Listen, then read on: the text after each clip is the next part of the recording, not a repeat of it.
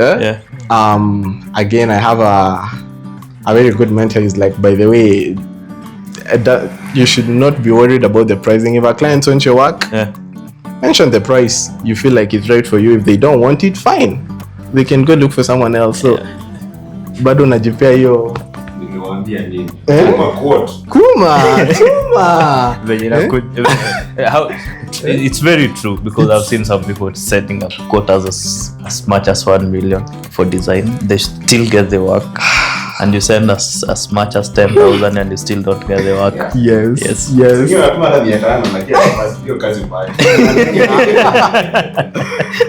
Hadi karibu fanya bure kumotivate na. Yeah. But at least for you, things if you started talking to clients, at least you know it's a good sign.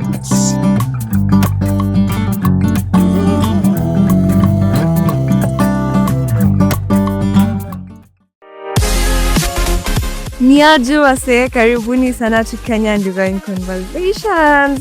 Hii ni place ya mad vibes, design hacks na zile real talk conversations za level up maisha yako in style. But before we start, brief disclaimer.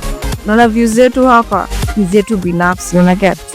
They do not in any way reflect our podcast, our friends, our employers, name it. Tuko hapa kutuchana but developing each other as well, and it's also a space for challenging our own beliefs. I know you know that, right? My name is Chanarasa and tunakam correct na content ya kukupeleka next level. Tuende kazi.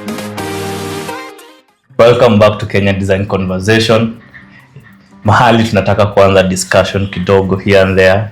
Thus we have a very amazing guest, and before that niko na co-host. Sijui kama mtamuona, is too dark to be seen on the screen, but anyway.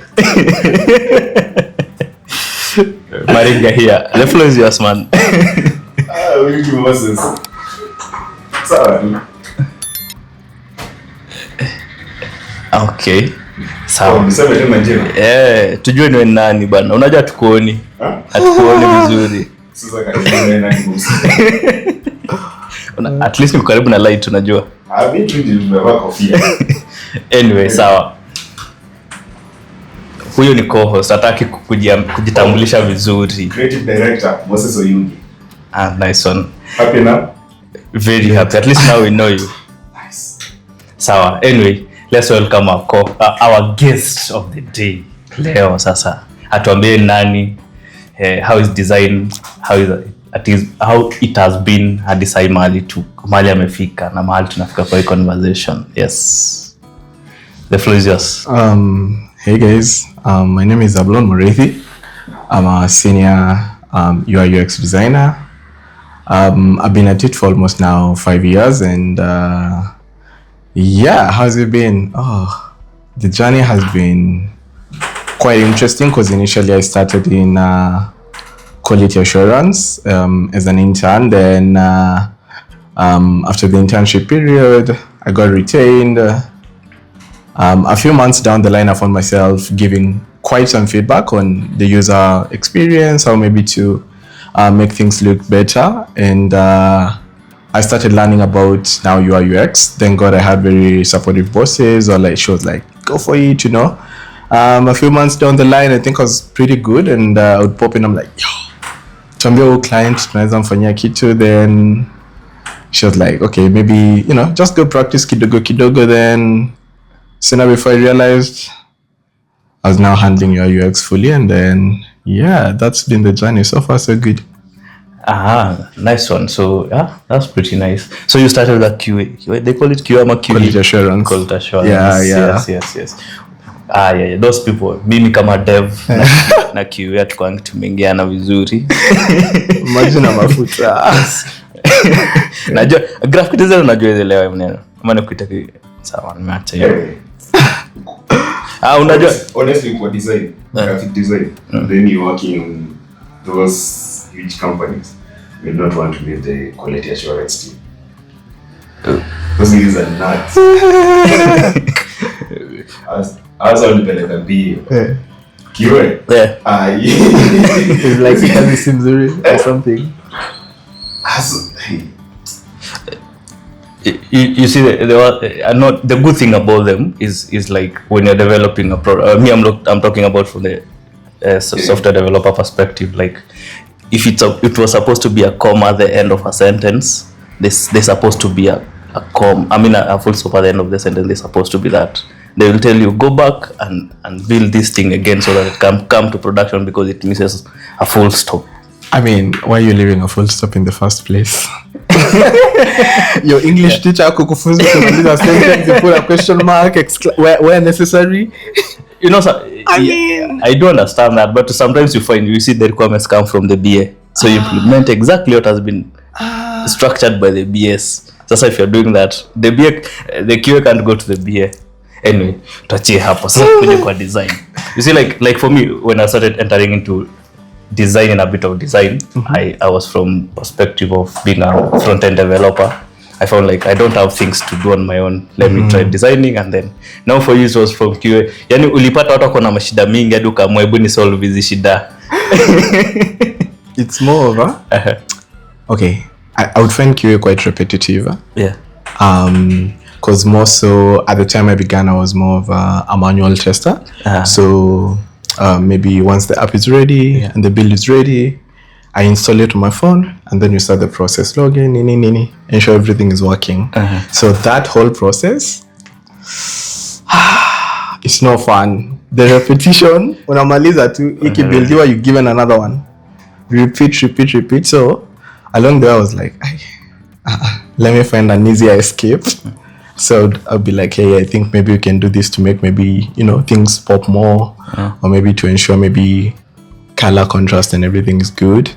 Then that's how I found myself to like after kazi niko hapo tu na watch YouTube videos because I'm self-taught and everything, so yeah. I think ni designer mmoja nimepata mwenye si self-taught. Oh yes, when it comes to UI UX and product design, a lot of them they are self-taught. Yeah. Yes. Sasa sitabidi mkuja na course kwanza. Based on how it was. My course might not work for everyone. Unajua kuna mwenye anataka. But on your side, it is quite easy since you were the one checking those. So, yeah. Okay. So the thing is, I would say it was easier, but when you're working and you're trying to learn something new, okay, in my own opinion, I think it's quite hard because maybe kuna pressure ya kazi huku na jioni you're like, maybe after work I need to like learn something new. So maybe if I wasn't working, maybe I would take maybe 2 or 3 months to learn some basics. But now since I'm working and doing other things, maybe it spans almost to 6, 7, 8 months. But yeah, it was pretty easy because now I was able to apply what I'm watching. Stay tuned. We'll be right back. We are proudly sponsored by Nafasi Connection, an amazing co-working space.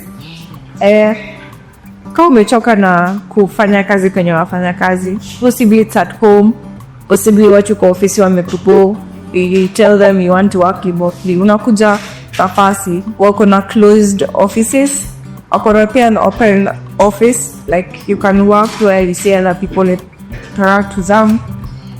Wako na amazing Wi-Fi speeds, I repeat, amazing Wi-Fi speeds that don't shut down.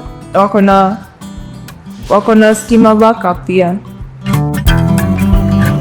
To what I'm doing, because yeah. Sasa ile story ya kulock in, like if you want to learn design, you must to lock in. Like Zab locked in all that time even if he was working. Yeah.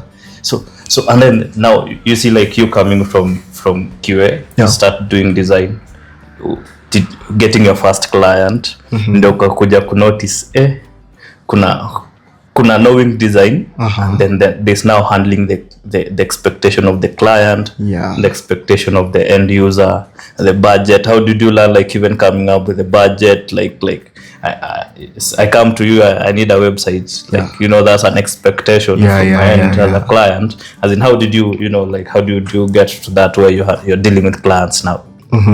So again, I mentioned whereby I now joined this. Okay, I used to work for a startup called Dynamis. Yes. So it's in software development whereby clients come, you guys, bill for them and all that. Yeah. So when I joined, we used to work with the likes of Bupas. And initially now I joined as a consultant from our place. Yeah. But I used to now do QA for them. And now let's leave that aside. Now I used to focus on design because now I started doing design and it was good. Yeah. And from there, I never used to interact with client because now you see my bosses are doing more of the handling, whereby I'm kind of protected because I might not know, because you see, I mean, again, if you don't know much in design and then you just don't go, phew. Like, let's say the first year, approaching a client might be a bit hard per se because you don't know maybe chenye unauliza or the confidence is still not there and all that. Yeah. But as time went by, I found myself having, the courage to be like, okay, fine. If you put me with this client, I can be able to tell them XYZ, tell them, like just be able to manage the expectations with things that they want. Yeah. So yeah, right now, because I decided to resign like a month ago, I think I'm in a position whereby, again, I'm able to, to sort of handle or manage things on my own and also be able to navigate things like pricing as you've asked. And yeah. Yaani unaamua kuja kwa streets na streets ni chafu, my friend. Yeah? No, I mean, you see, again, where I used to work on like 10 products. Yes. Unapata maybe in one go you have 5 running products concurrently. So it's not that it's not fun. You learn quick on the go. Yeah. But shida ni, you see the way some people wanaweza sema I'm good at this. Yes. Me nitasema I'm good at this, but only at a certain level. I'm good at this level. I'm good at this at this level. So at no point am I like good 100% in like one item because I'm always focusing on that. Yeah. So that is a challenge of in myself. Okay. Yeah. So sir, at what point did you sit down and realize, it's not working for me? Let me go out there and see how it works out there. Okay, so I'm always having this phobia, yeah. Okay, that was where I used to work was my first job, right? Yeah. And I used to have the fear of what if out there are other better jobs, and maybe if I made this chance on myself to do it on my own, I mean, I never know, I might get something way better than what I had at the time. So I think at the beginning of the year, it's when the idea started lingering in my mind. I'm like, ikifika November would have been my 4th year. So I'm like, do I need to finish 4 years here? So I took my leave somewhere in June. Then for 2 weeks. Then kurudi, no, it was on a Sunday. So I'm going back on Monday.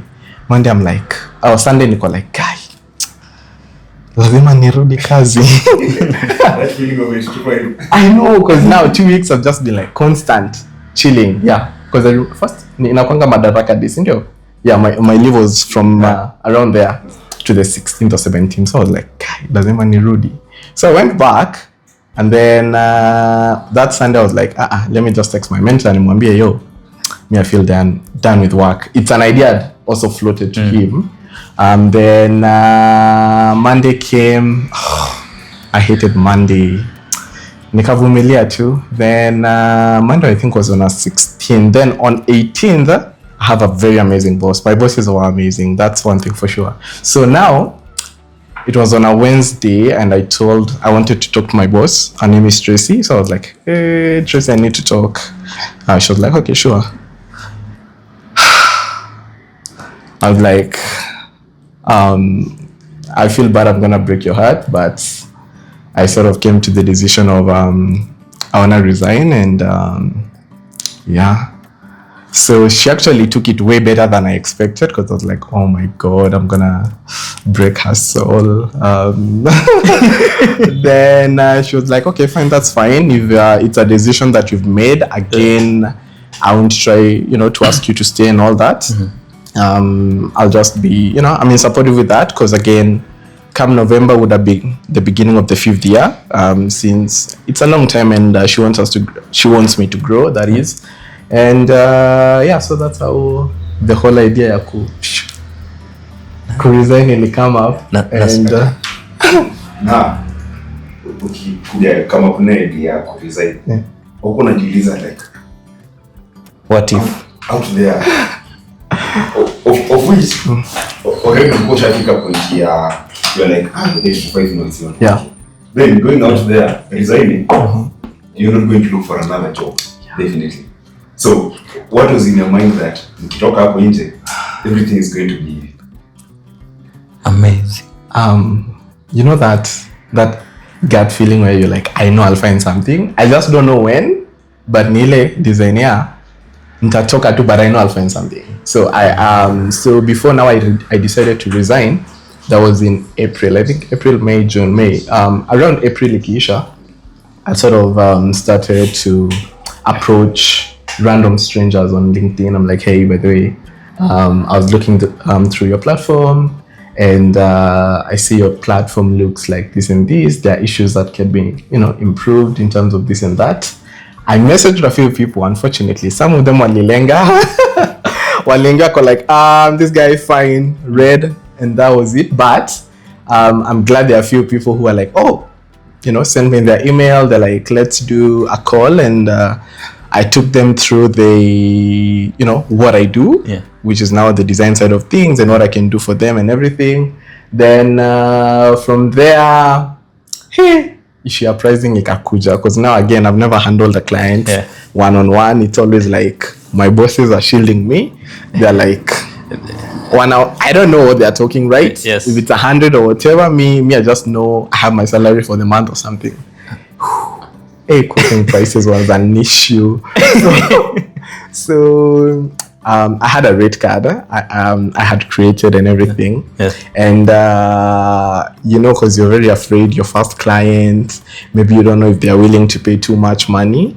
And I'm like, based on my rate card, I should charge everything on that part. Yeah. But I was like, I can charge on let's say the research part X amount, then the high fidelity wireframes, then the prototyping. So I'm jumping certain things, because I'm like, what if it gets to like 150? It sounds like a lot of money, because it's my first client.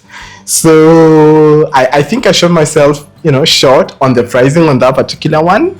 But I ended up sort of what do I say? I ended up sort of recovering that on other items. So I think it was then I got a second one. Then I was like, you know what? I think I can quit. Okay. Yeah. So at least now street simbaya kwako. Sio mbaya. By mbaya, ever explain by mbaya? As in, like coming to the streets, you like this. At least you have started getting some few clients here and there. Not like you're coming out and then they're like, what? We should remain inside there. It's tough. I think, okay, so the thing is, I mean, let me be honest, it's also scary right now. I mean, it's just a month since I resigned, right? Yeah. At times, nakaa kwa nyumba, I'm like, oh shit.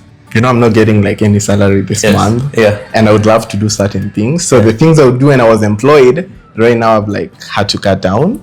So I'm like, oh shit, upon I can do that. But also there's a fear of, will I find the job? As much as I'm like, I know I'll find something. Yeah. I'm just like, what if we pick and work on there's still nothing. Yeah, that'll be something, that's for sure. Yeah. I'm wishing all the best, by the way. Thanks, man. I didn't nikipata, if I get something, I'll let you know. Yeah. Yes. Yeah. So at least pricing are not yet there. No, right now I think pricing is good. Yeah. Again, I have a very good mentor. Is like, by the way, that you should not be worried about the pricing. If a client wants your work, mention the price you feel like it's right for you. If they don't want it, fine, they can go look for someone else. So bado najipea hiyo niliwaambia nini kuma it's very true, because I've seen some people setting up quotas as much as 1 million for design. They still get the work, and you send us as much as 10,000 and you still don't get the work. Yes. Hiyo natuma hata 500 lakini hiyo kazi mbaya.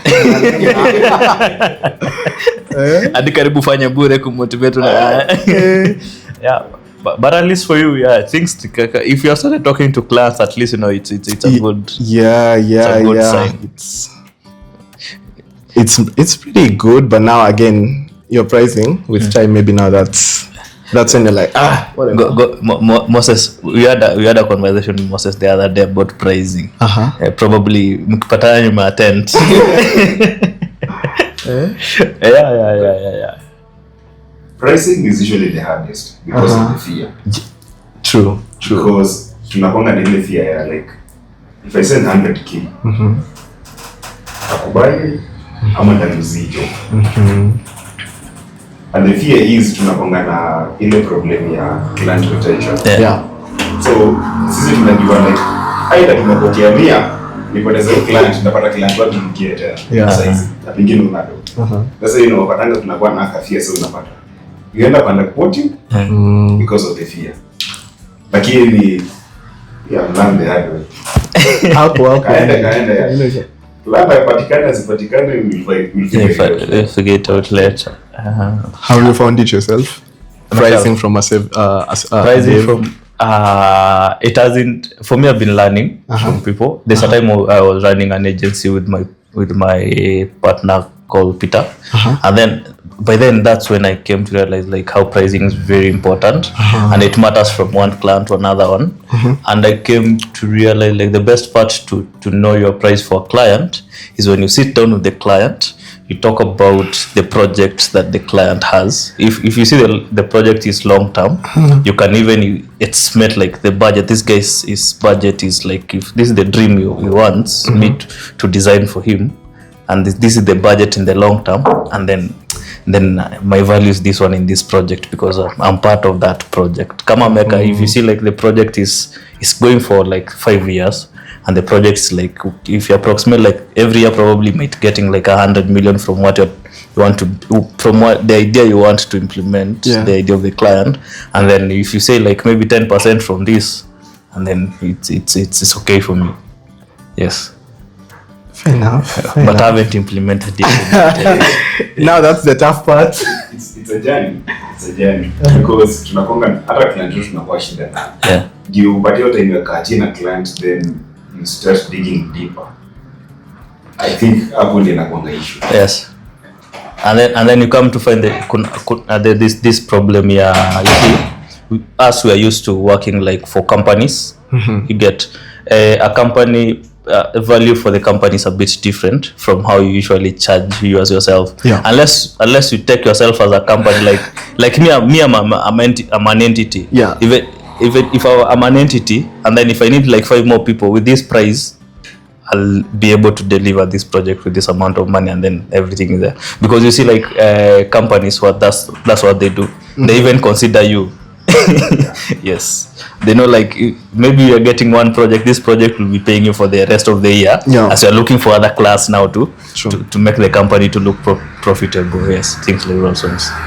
But I think the part of pricing, I think we'll cover it up. You know, earlier we'll be talking about the business of design. Business of design. Under that, so business of design is how we handle ourselves, designers, not as just freelancers, but as an let's say as a studio or as an agency. So for us, if we learn deep about business of design, we are not just setting our mind as just normal designers who do freelance. We become now an agency. So I think when it comes to terms of pricing, we don't just price as designers. So me as a freelancer, unajua you as a freelancer you are a survivor. We ni as long as ile umepata hiyo siku, that's it. So nasema freelancer na ule msana nanga mjengo kila siku kwa WhatsApp group. Hawa nafukuzana hivi. You freelancers ni about as a freelancer. Tunakonga na hiyo fear price. Tunakuwa we are not sure tutapata vipi client mwingine kesho. True, kesho Yes, very true. Another thing, you see like freelancers, you find like how we get the jobs is either through a platform. Platform has their own rules, so you must go with their rules of pricing, or or you go for the cheap clients, you know, like nilikuwa natafuta mtu anitengenezee poster or something, I have an idea, let me do it for you.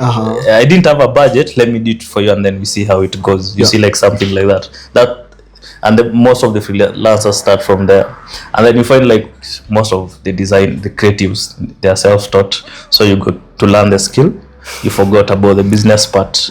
Now after you have gotten the skill, you're so good until people ask you charge how much again? You're like do me 10 of this. Yes, I think majorly, I think the biggest challenge of pricing, even if it's not part of us knowing about finances, it's also about the experience. I can say it. Like you find if you're employed, it's very rare to engage with your bosses about the money. The bosses are usually afraid of saying like, "He project me hand 400k, but I'm giving you 40,000, I'm at 20,000." But me I usually see like there's supposed to be that openness, because sometimes you can be doing the value of that money being given. You get like umelipwa, you're doing the value of 10,000 instead of doing the value of 400,000. Yes, there's usually that disconnect. But me even umesema, if your bosses are just open, then hata ukifanya job, unajua by the end of the day, kama job ni ya 10k, you expect to pay 10k. You expect kama katuki ama katiki. So by the end of the day unajuanga nafanya job ya 10k, but si mimi peke yangu nakula. Kuna watu wengi mimi na kati kangu. When you tafuta kazi wa kati yao. So that openness, I think, yule nafanya nafika mahali mazi kazi ni nini? Then kwa nini kwa much? Yule anataka umisters na para sana mkasi moja sasa nafanya nini? So you say big companies, you see like very big companies, like the other day you were talking about Apple. They keep being given a budget for marketing for like $10 billion. Like you see like them as a department, you as a designer, probably you're like, you have been given 10 billion, so mentally you know, like I'm supposed to design something worth 10 billion, probably. I think that's what we miss probably in between. But ukiangalia these big companies, like these big tech companies, the likes of Google, Microsoft, Apple, bazo ukiangalia environment yao, those guys are just living around. True. When you watch Google, they have a massive place whereby so ukitaka kutoka office fulani, kuna hizo Google bikes. Unachukua tu bike, unakanyaga zako, unaenda hiyo department nyingine, unapiga shughuli yako, ukirudi, it's just a free roam. At least your mind is even more creative. Alafu unapata hizo places, unapata wako na hadi place ya kucheza table tennis na basketball. So when ile time you are like, no creativity iko. Wewe unatoka tu unaenda unacheza baki. Engage yourself, Ukifeel like unaenda unapiga shower, unarudi unakaa chini. You're very fresh. So same employer wangu apigie makofi jini kuna pool table kidogo.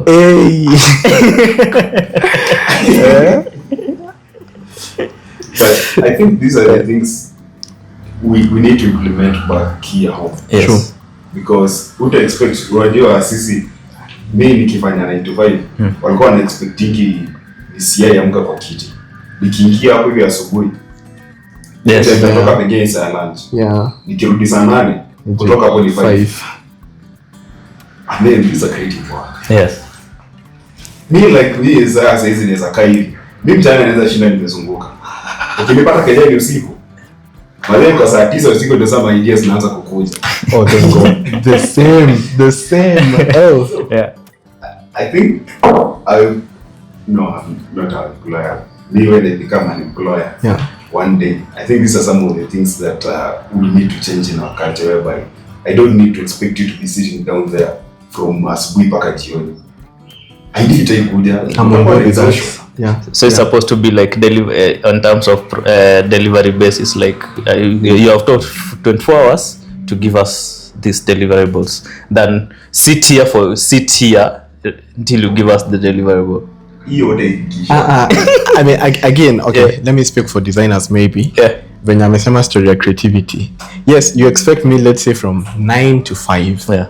Maybe that's the least not productive but creative time, the least creative time. Yeah. And then in Africa, my 8, my 9, hey, ideas are coming through. So you're expecting me, let's say, to work all day long.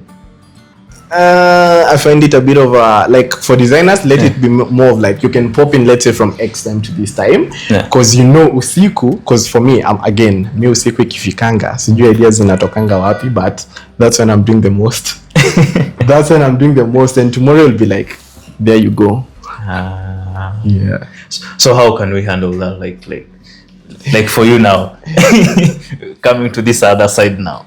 I mean, I think again, for instance, the reason as to why I really wanted to like just quit or just take my own path is because I need, if I have to like be employed, I need to find an environment which is way accommodating for me. Because again, if I have to show up to work all day, yes, I'll get my work done, but maybe my creativity level is maybe at 30-40%, or maybe do whatever I'll do, but then in Africa usiku and have to like scrap up everything because now I have a different idea and I'm like, oh, by the way, this is how I can do things. I mean, that's how I just work. So I think again with the employers, they need to be sort of accepting that design is more of a creative rather than software developers.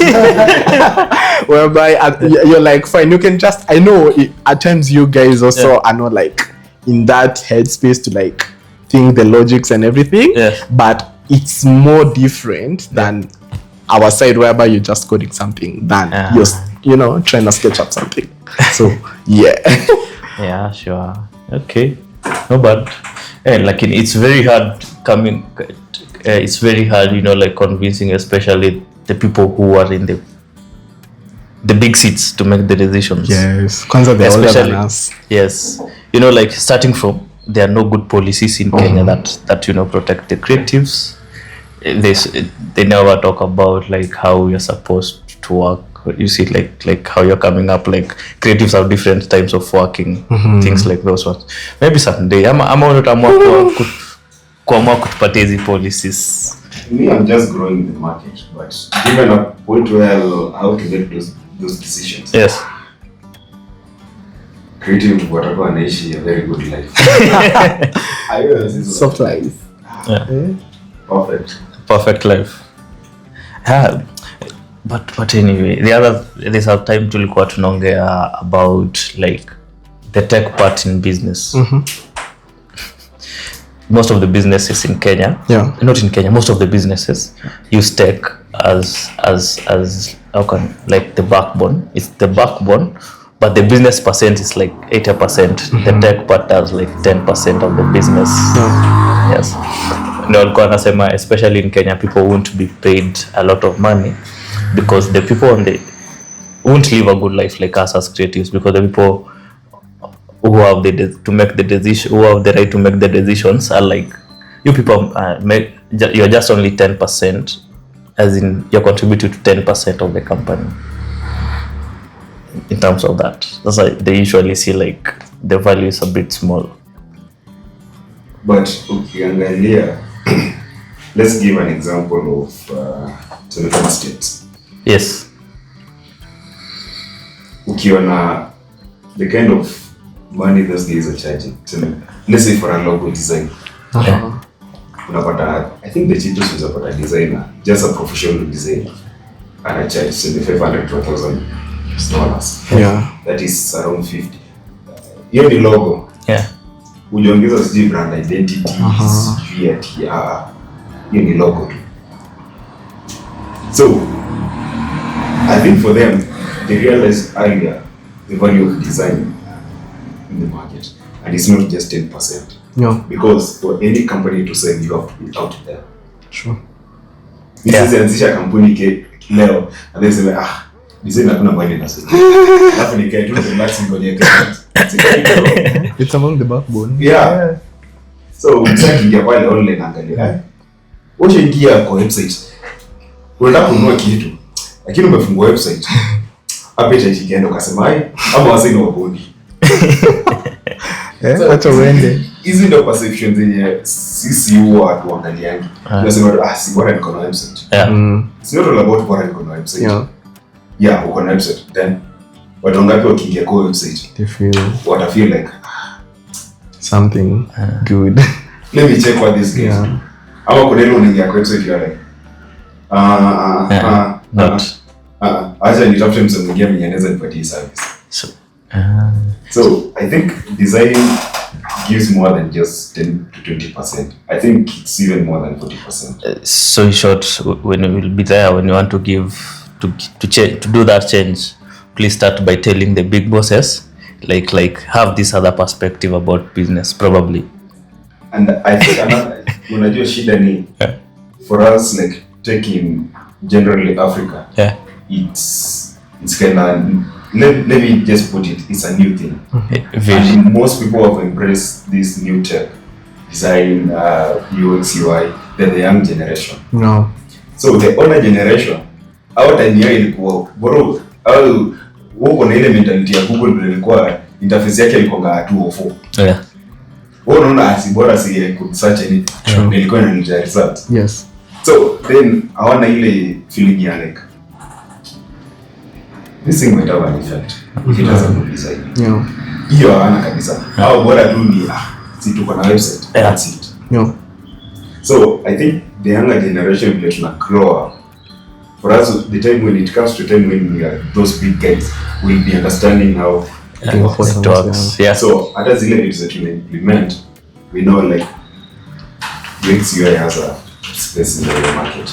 It has a very good ways of playing in the market. True. That's very true. You see, it even trickles down to see like even the tools you're using, most of the tools they're not African tools, as they are not made here.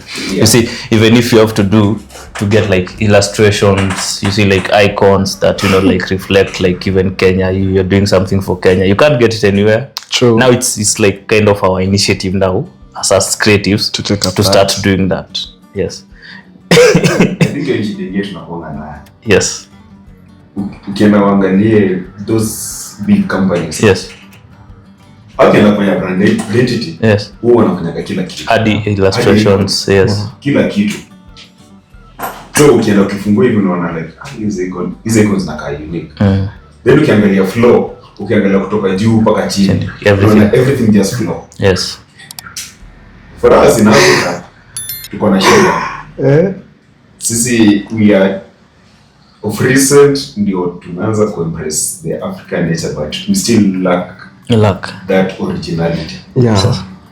That give that savannah feel when you're doing anything. So let me ask you a question. The other day I met a client who tells me like they wanted a logo, and then next after getting the logo, they need a website for digital presence only. You see, someone like that one, first of all, probably need to convince their mind like having a digital presence is not just having a digital presence, like this thing that will run maybe for the rest of your life. Like it's something that grows on its own, like it's an identity on its own, and this is what identifies the company now, you see. But sasa there's someone tells you, me I just want an online presence. You do you, I just need like an online presence. You try to explain to him like, no, yes, this online presence will do a logo for you, will do everything, but it's like ni sawa, it's okay, I do understand, but I'm like this I'm bringing you on board for presence, but seems like this is not my core business. I mean, it won't generate revenue, just like it's just for online presence. Sasa hizo ndio shida tunapitia huko nje sasa. Karibu huko nje. We shall manage. I think the first problem is yes. If you want just an online presence. Yes. How many people are there? Let's say you're building a website. How many websites are there? Millions. Hata tusitoke nje ya Kenya. Just within Kenyan borders. Even right now, probably let's say like 50 are being published right exactly. now. Yes. So if you want just an online presence, yes, then you're not online. There are those core things that you need. Yes. You can get online.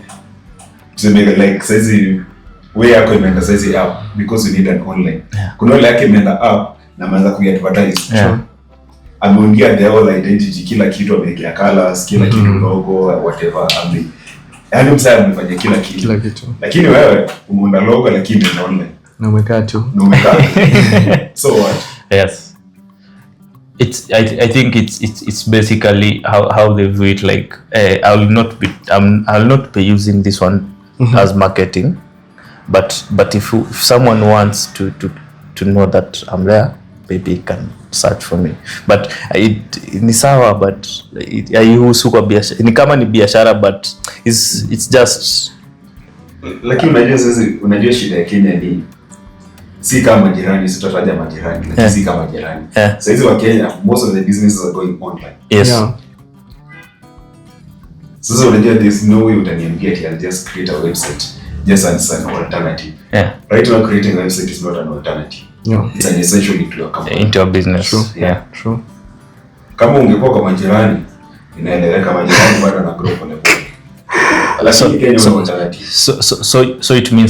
So it means we will have to, have to be in that situation for a bit, because you see, like there's that phase of change. Yes, of the people who are making decisions. Yeah. To realize, like, now the market's it's also online. Now we need to make our presence and make it to be so perfect and unique. True. Like, this is me, this is my identity online. Yes. Yeah, but that's how hard it is. You find, like, even the app, you see, like, the graphic, this is how it happens. And you find that he did a logo, you've been given maybe the website to do. Even the logo that Mose shared, you can't extract them in a good way, so you place them on your website the way it is. They're not even, you are not given the colors. Yeah. Even if you're using a pen tool to extract the colors from the logo, at the end product that you're designing doesn't really match the logo colors. Yeah. So you find the brand identity somewhere is a bit broken. Yes, that's what usually happens in Kenya now. True. Which on that I've also found that you see there are clients whereby yes, they have the graphic designers to make them the logos. Yes. And I think they don't account. Let's say they only account for that logo on a white background. Yes. And one of their colors is blue. And you'd want to use that blue somewhere, and you're like, who need this logo in like a shade of white, or maybe a different color, so that on a blue background or a red background, it stands out more. So at times I'm like, I meet those clients and I'm there. I'm like, now you know I'm gonna have to like start figuring out how this, and then I make it white because now that's like the obvious color you can just go for certain colors. Yeah. And they're like, oh no, change that logo, and I'm like, you people, you need to talk to your graphic designer. Well, that's not my role, but now you have started meeting Kenyan clients. I always met up with those even way earlier. Okay, so which kind of solution gani are you thinking of making sure that ule client unapata next kujaga the same problem, you're going to figure it out? No, for me it's more of, if they just send me like a logo as a PNG, first of all I'm just like I think I need a variation of this logo on different backgrounds, so that now you see, because ukinipia let's say logo yako ni, I'm trying to think of, there's one the logo is just orange, right? So it's just on a white background. And I mean, at least if you share as a SVG, I can be able to play around with things, right? But if you give me as a PNG, at times I'm like, I don't know, maybe there are people who don't want the FFF because FFF is white. They maybe want a certain shade of, that white, or maybe a cream or something. So at times I ensure at least you specify, so that I don't end up using those colors that I think will work.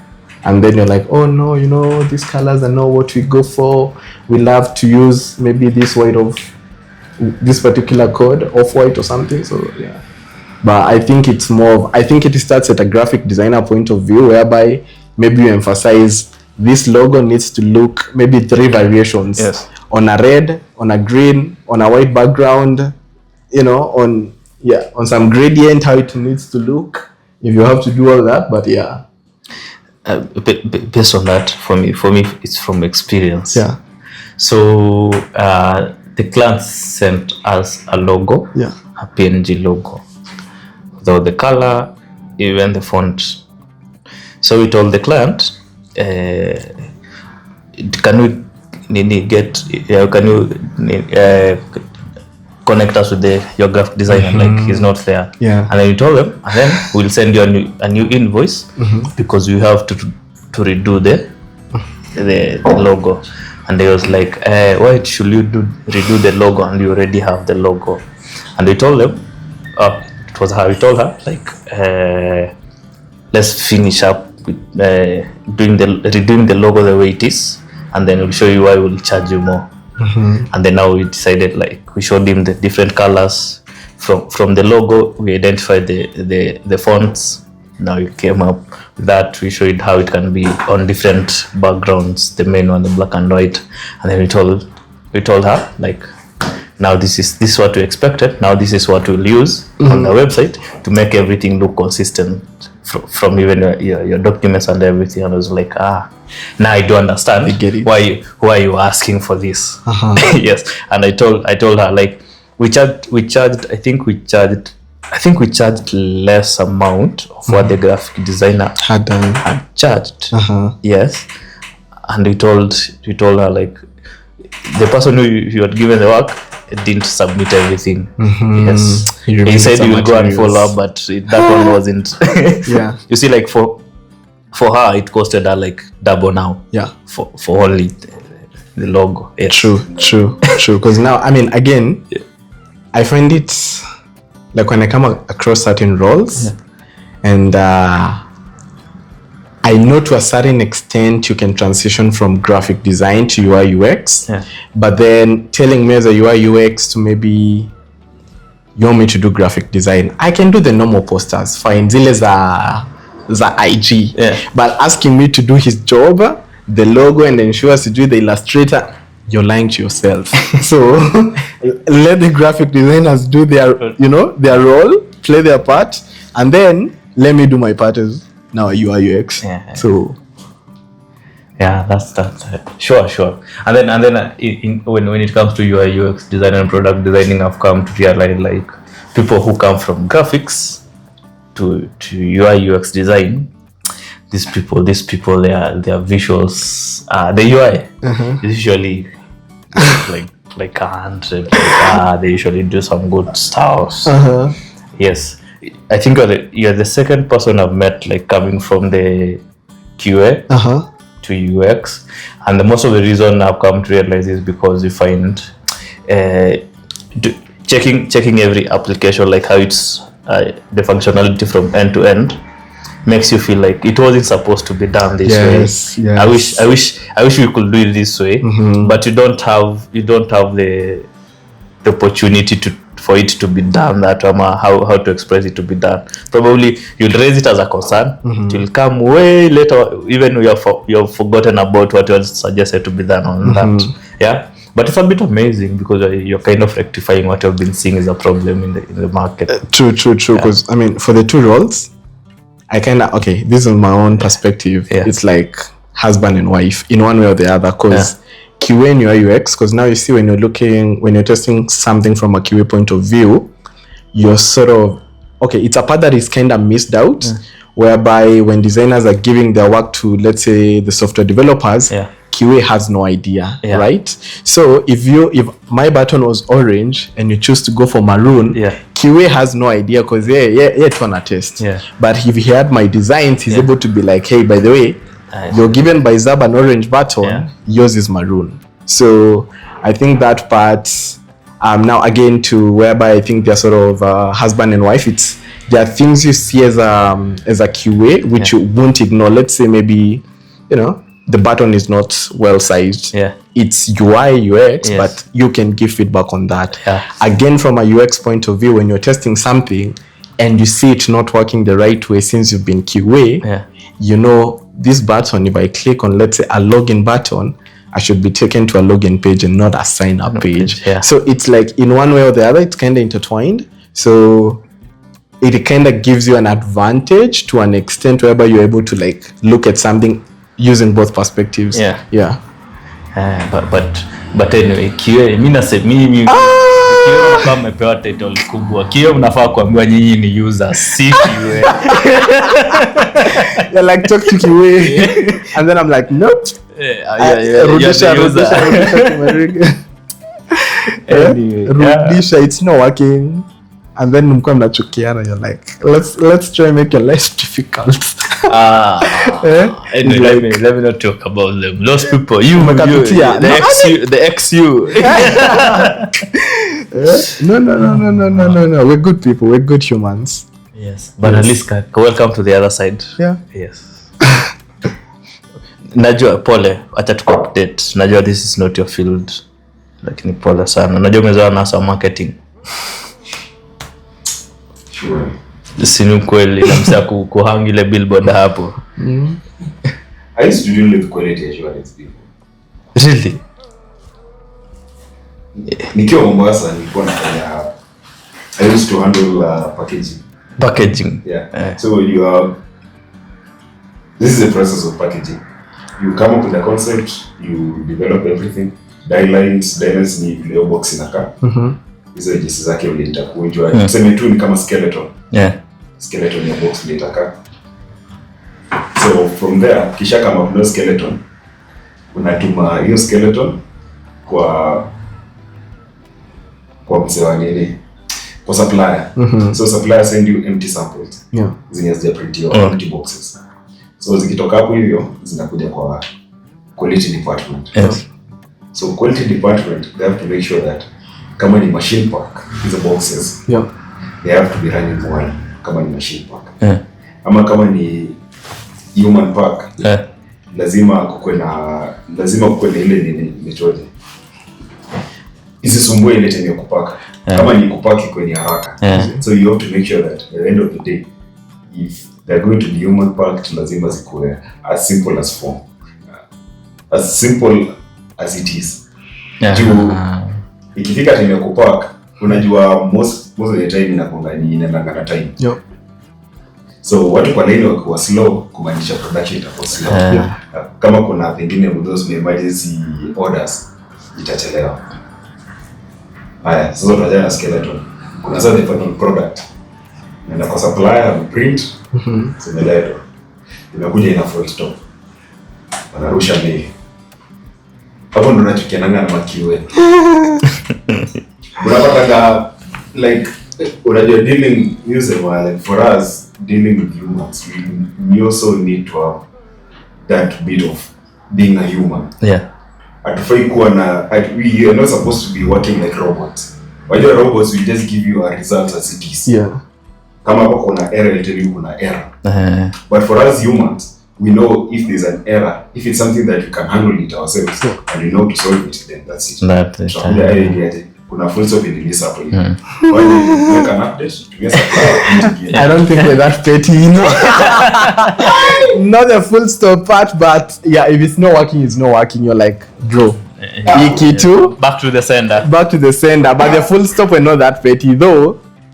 We should be. Yeah. I mean, it's the whole part of the job. When it comes to packaging, Yeah.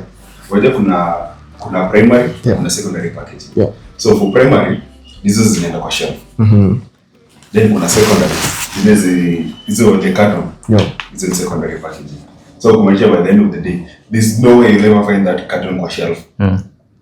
So unakutanga carton imekuja sijui ilimiss letter moja. Anatuma email. So washangaa like this packaging, unajua the negative part ni ikienda kwa shelf. Yeah. Kwa shelf unajua wewe hujui nani atachukua ikienda kwa shelf. You know, like across the country zingine zinaenda abroad. Yeah. So unajua that's the bigger part. So for that kuna zile vitu zenye hata mwenyewe ukiangalia hivi ukienda kuchukua box you as a user, unajua mimi hata saizi kuna nikienda kusemekana nimeenda kununua Kericho Gold. Yeah. Mimi lazima niangalie. Yeah.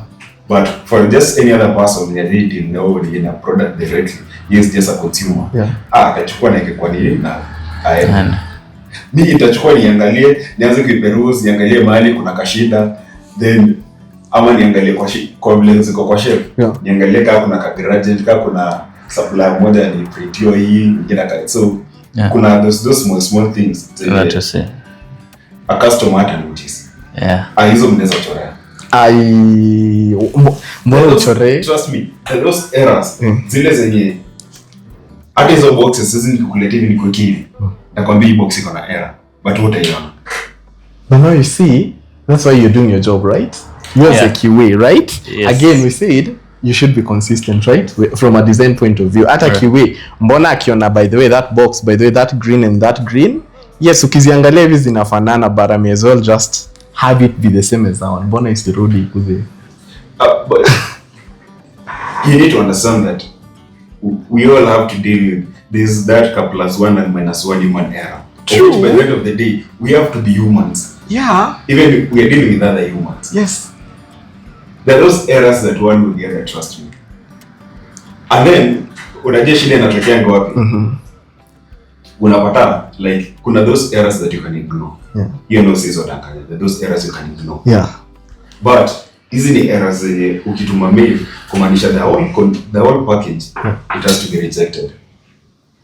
And if a whole package has to be rejected, there's one repercussion. Ukienda kwa store, hakuna nini, hakuna material. Yeah. And then unajua orders zinaingia daily. It's a fast moving good. Si kama ile zenye, si kama generator. Ati ile ukiuza leo moja 1 million, the next utauza pengine ni 2 months later hapana.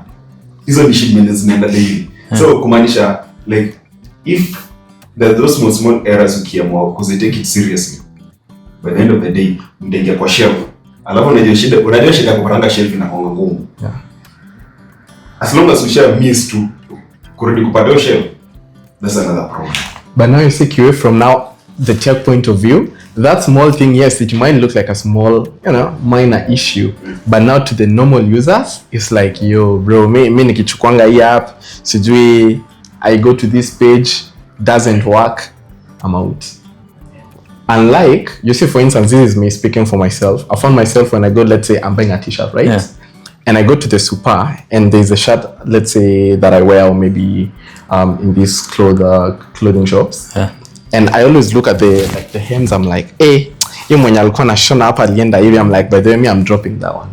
I'm not picking that one. I have to like find one that I'm like, your hem imeshonwa vizuri, and I'm like, it's perfect. Yeah. So you also have to remember the users like us, whereby nikiona kitu inakaa vibaya. Actually, let me be honest. I was buying a bed which was packaged, and hiyo carton ilikuwa imeraruka, and it was in some type of way, and I was like, yeah, I don't want it.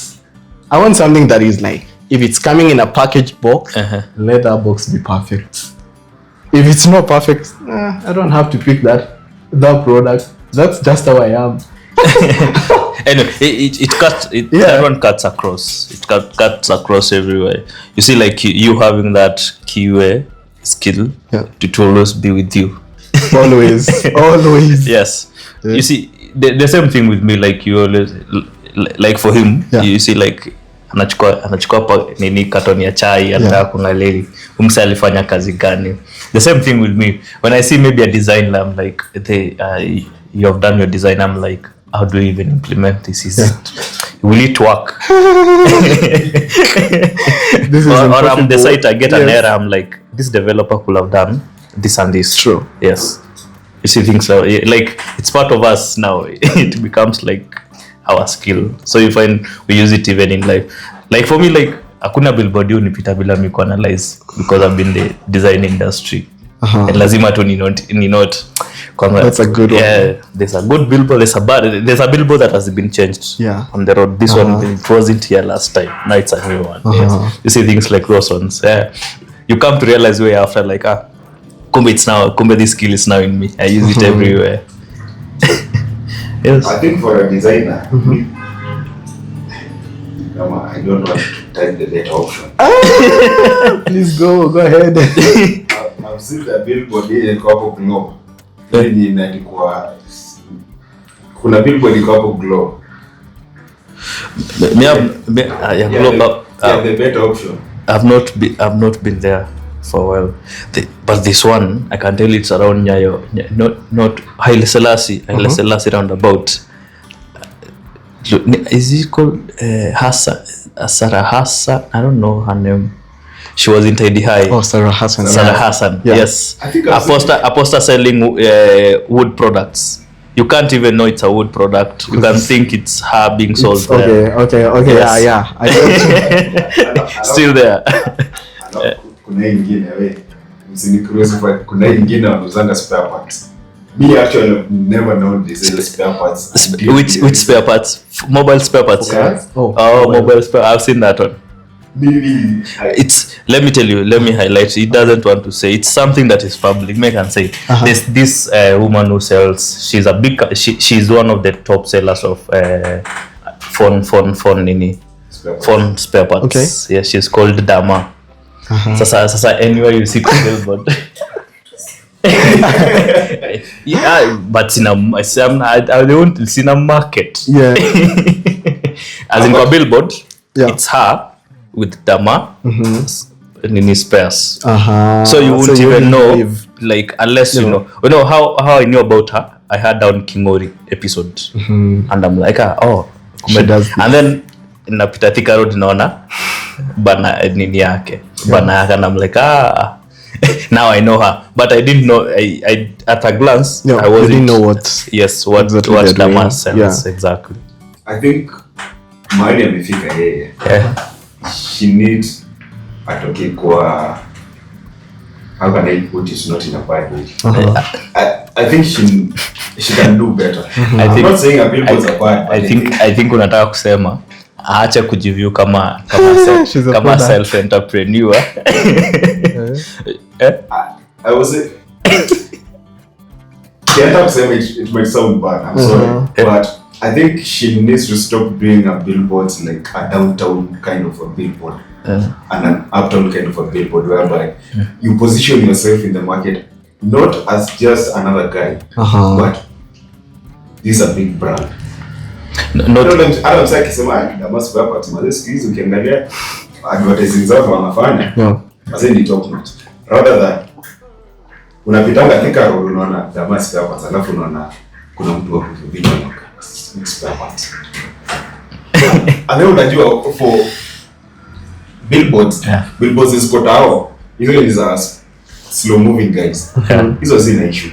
Mimi naweza angalia billboard nikazi analyze. No.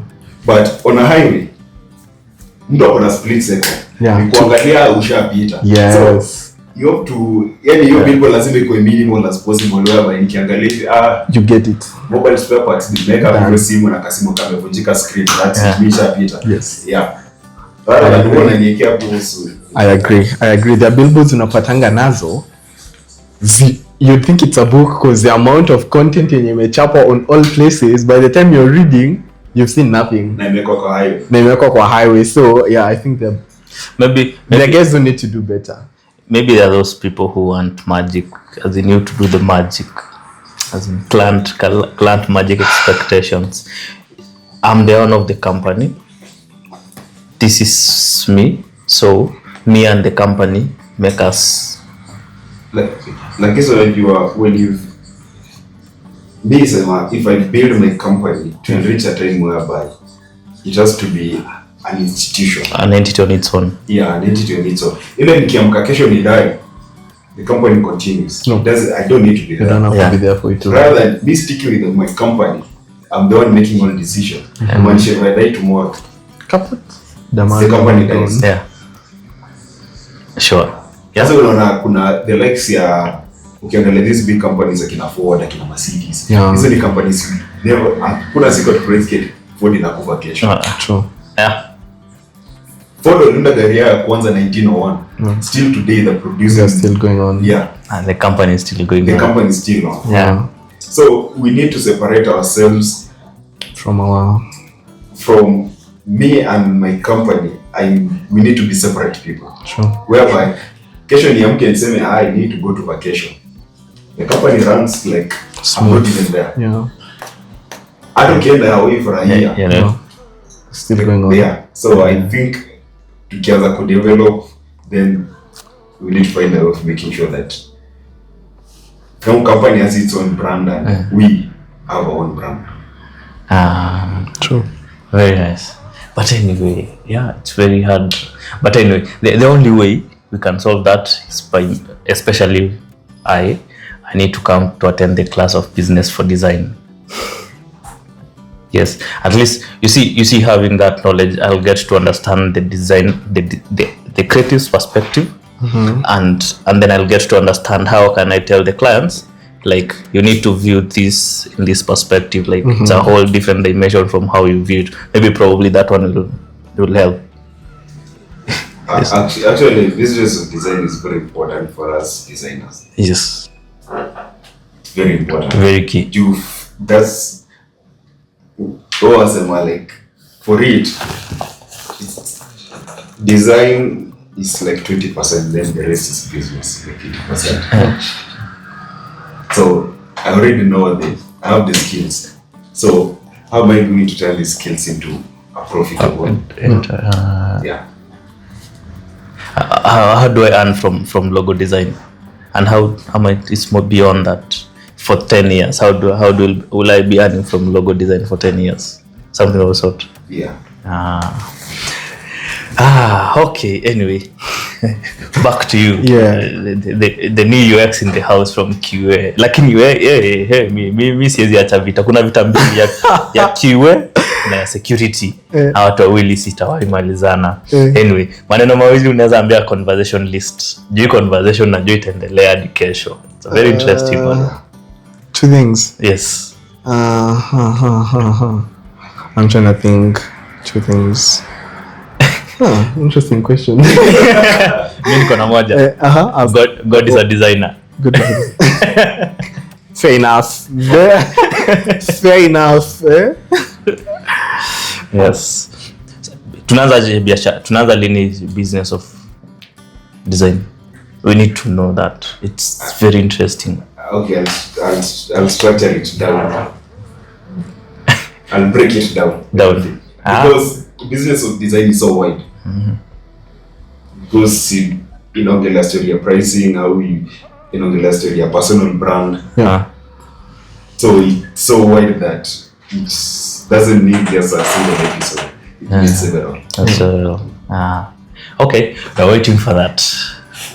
Coming soon. Mimi nitakuhanda kila siku hadi nisikie.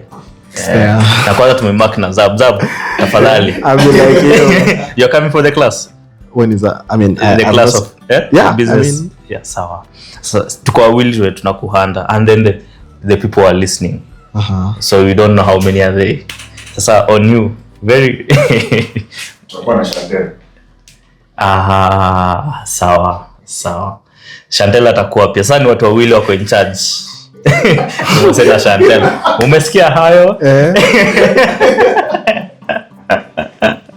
Anyway, I know today I've missed Chantel. Atakaa me next time. Yeah, it has been a good conversation. We have had 1, 2, 3. Na umesichenye tumemiss. Tuweke hapo kwa comment section. Yeah, it has been a good one. Yeah. Cheers guys. Cheers, good one.